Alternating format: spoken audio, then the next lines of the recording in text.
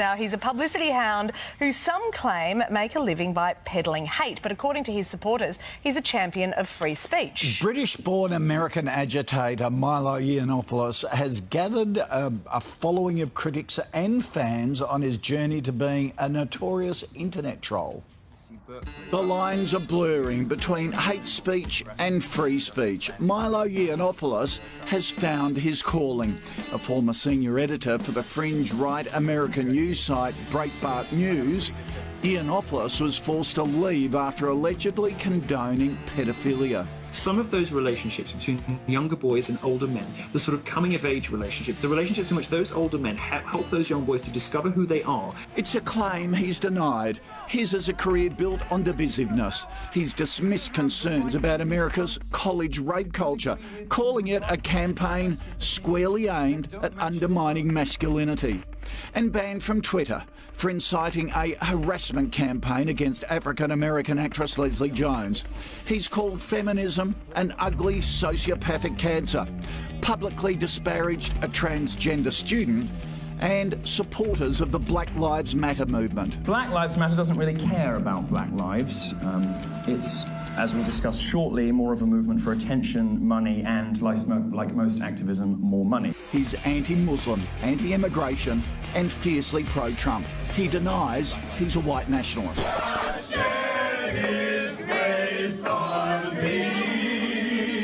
Recently, he was filmed singing America the Beautiful while the audience gave the Nazi salute. Well, ahead of a controversial speaking tour of Australia later this year, Milo joins us now from Miami. Welcome to Sunrise. Good to have you here. Look, I've seen a lot of... Thank you so much for having me. I've seen a lot of your clips, and I can't help but think whether you actually mean half the things that you say and whether you're just trying to get attention. Do you actually believe in what you say, or are you just trying to stir the pot? Well, a lot of people have that reaction. A lot of people have that question. I don't know why it should be weird that I don't know why it should be weird that a gay guy would be skeptical or fearful of Islam. I don't see anything strange about a gay person liking the Bible and liking the First Amendment and liking low taxes. I don't find anything odd about me, really.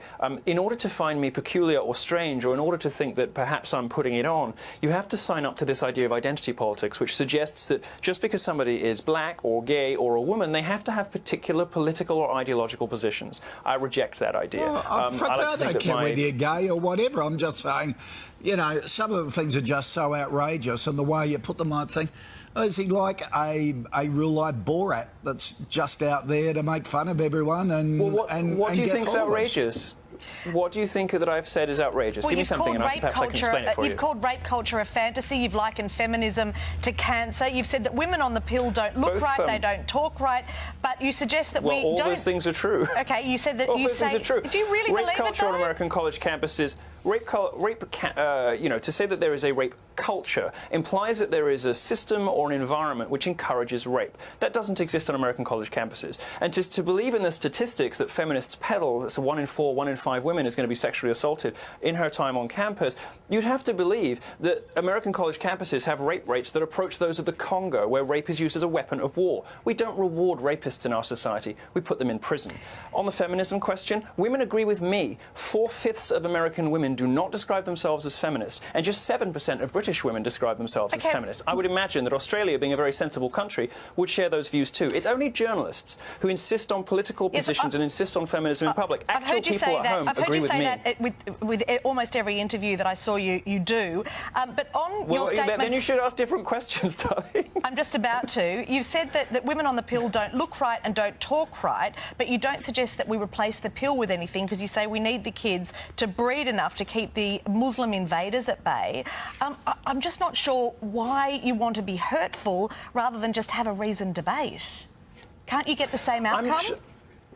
Or no, a better you can't. outcome? And Conservatives have tried for 30 years to be polite, to obey the speech codes of the left. Oh, you shouldn't make jokes about this. You shouldn't hold these positions. If you actually read the column in question, which is titled Birth Control Makes Women Unattractive and Crazy, which Hillary Clinton quoted in her campaign speeches, you'll actually find that it's a work of satire, but it is based on scientific studies. There are consequences to women's bodies when they're on the contraceptive pill. And to finish off a column saying something about, you know, declining birth rates in the West and increasing birth rates in the East is perfectly true. true.